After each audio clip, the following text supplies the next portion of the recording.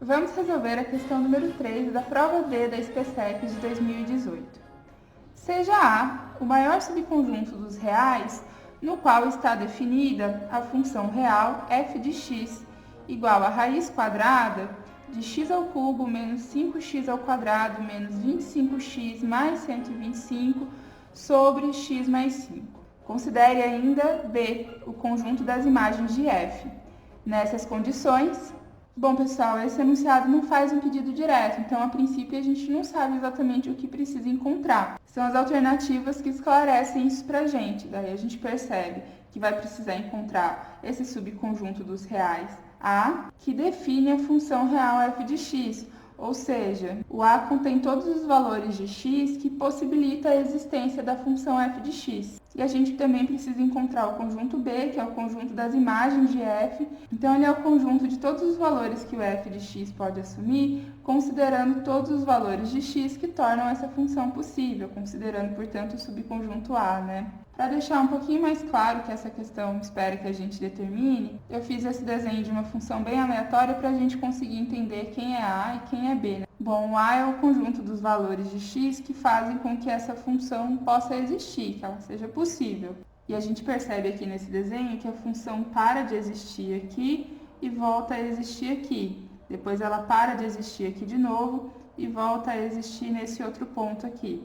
Portanto, esses intervalos onde a gente não tem a existência da função não podem estar contidos no conjunto A. O conjunto A vai ser formado pela união dos valores de x que fazem com que ela exista.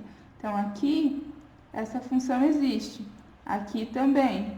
E aqui também. Então, a união desses intervalos forma o conjunto A, ou ainda o subconjunto dos números reais A, conforme o enunciado. Já o conjunto B, que corresponde à imagem da função, ele é formado pela união dos valores que a função assume em y. Então, vejam só, esse pedaço da função está associado aos seguintes valores de y. No intervalo que vai desse ponto até esse ponto, a gente não tem nenhum valor da função associado aí. E, portanto, esse intervalo não pertence à imagem da função. Daqui até aqui, a função volta a ter valores associados em y. E desse ponto aqui em diante também. E, portanto, o B é a união desses intervalos.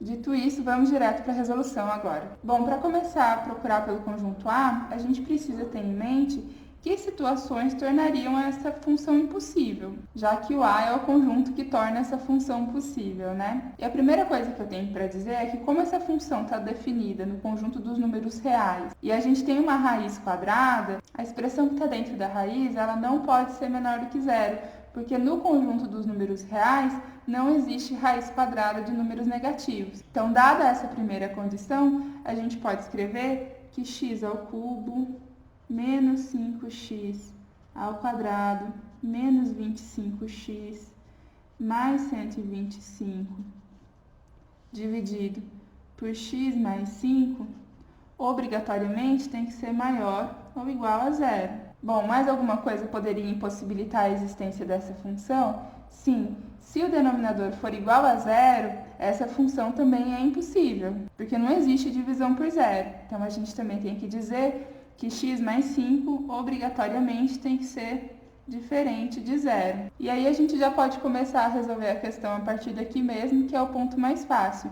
X mais 5 tem que ser diferente de zero e, portanto, x tem que ser diferente de menos 5. É só eu passar o 5 para o outro lado. Então, x diferente de menos 5, já sabemos que o menos 5 não pode fazer parte do conjunto A. Bom, agora a gente vai tratar da expressão em si e procurar os valores de x que fazem com que ela seja maior ou igual a zero e, portanto, a função seja possível. Observando que ela tem um monte de x e múltiplos de 5 no numerador e o x mais 5 no denominador, desconfio que eu consigo manipular esse numerador de modo a deixar um x mais 5 em evidência e cortar com o x mais 5 de baixo e cair numa expressão com x elevado ao quadrado. E trabalhar com uma função de segundo grau é mais fácil do que trabalhar com uma função de terceiro grau. Então, vamos tentar simplificar essa inequação.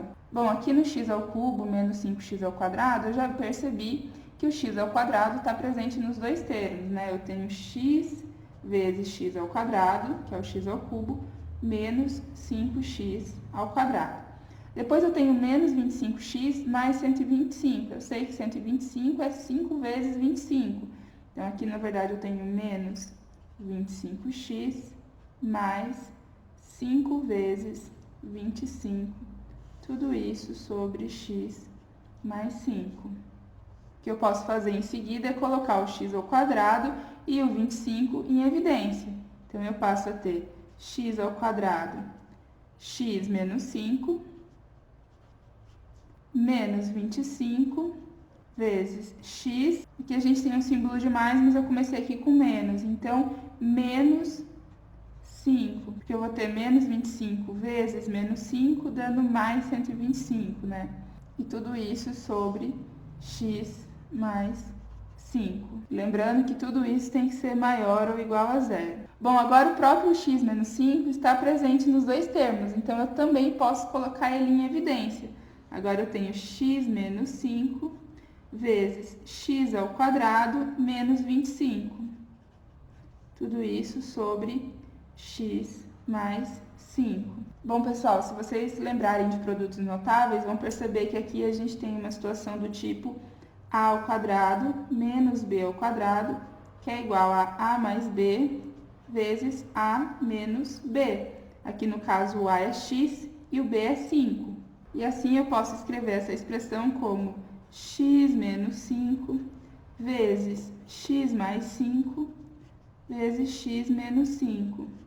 Tudo isso sobre x mais 5. E aqui eu encontrei exatamente o que eu estava procurando, uma forma de cortar o x mais 5 da expressão. Então, adeus x mais 5. Fiquei, portanto, com x menos 5 ao quadrado maior ou igual a zero. Bom, pessoal, nesse ponto eu faço a seguinte pergunta para vocês. Existe algum valor de x que, subtraído de 5 e elevado ao quadrado, dá menor do que zero? A resposta para essa pergunta é não, porque nenhum número elevado ao quadrado pode ser menor do que zero, nenhum número real, né? Se a gente falar dos números complexos, sim. Isso significa que qualquer valor de x que eu substituir aqui vai fazer essa inequação ser verdadeira.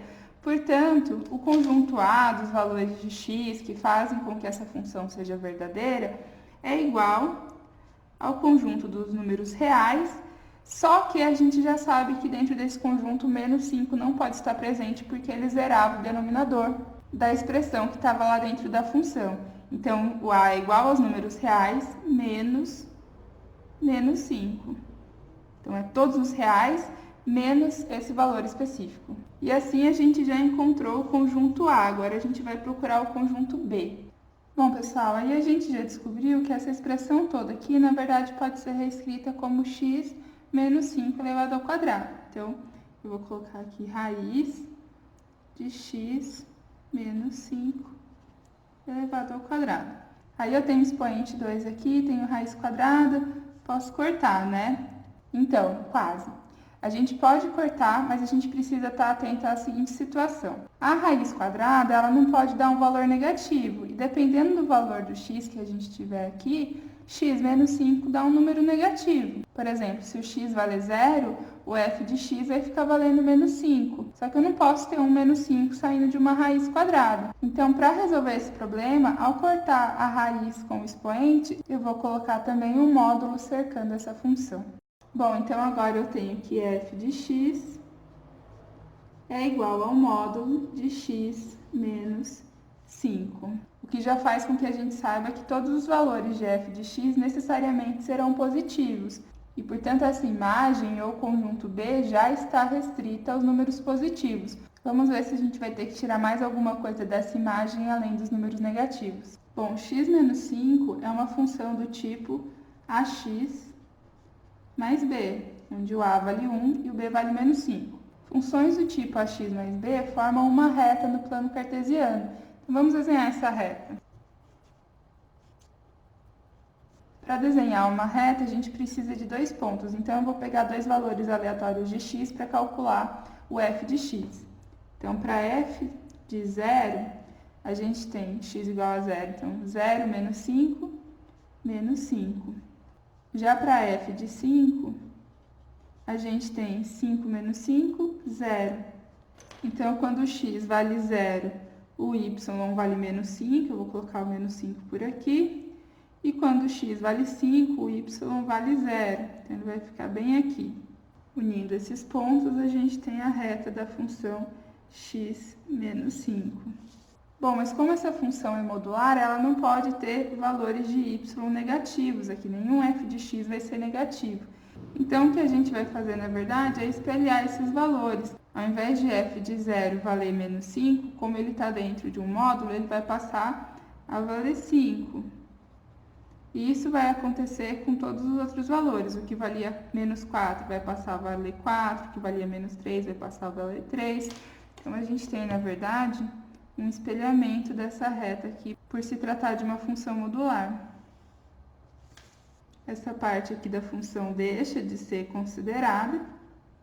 E o que conta para a gente são, então, todos os valores positivos. Bom, a gente viu na folha anterior que não existia função para x igual a menos 5. Então, para f de menos 5, a função não está definida. Se a gente substituísse o menos 5 aqui, a gente ficaria com menos 5, menos 10, módulo de menos 10, 10. Então, a função ela está aberta lá no x igual a menos 5, y igual a 10.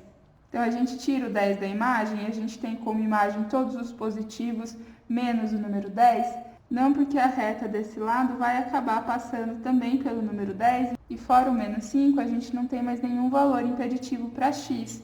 Se a gente pensar no x igual a 15, a gente vai ter 15 menos 5, 10. Então, portanto, essa função vai ter sim, em algum momento, um y10 associado a ela. Lá, quando ela valer 15, o y vai valer 10. E nesse caso, ele vai fazer parte da função. Bom, então a gente percebe pelo gráfico que todos os valores positivos de y fazem parte da imagem da função f de x. E, portanto, o conjunto B será definido como o conjunto dos números reais positivos. Agora, unindo essa informação com aquela referente ao conjunto A que a gente já tinha encontrado na outra folha, a gente chega na resposta B. Bom, pessoal, então é isso. Bons estudos e boas provas!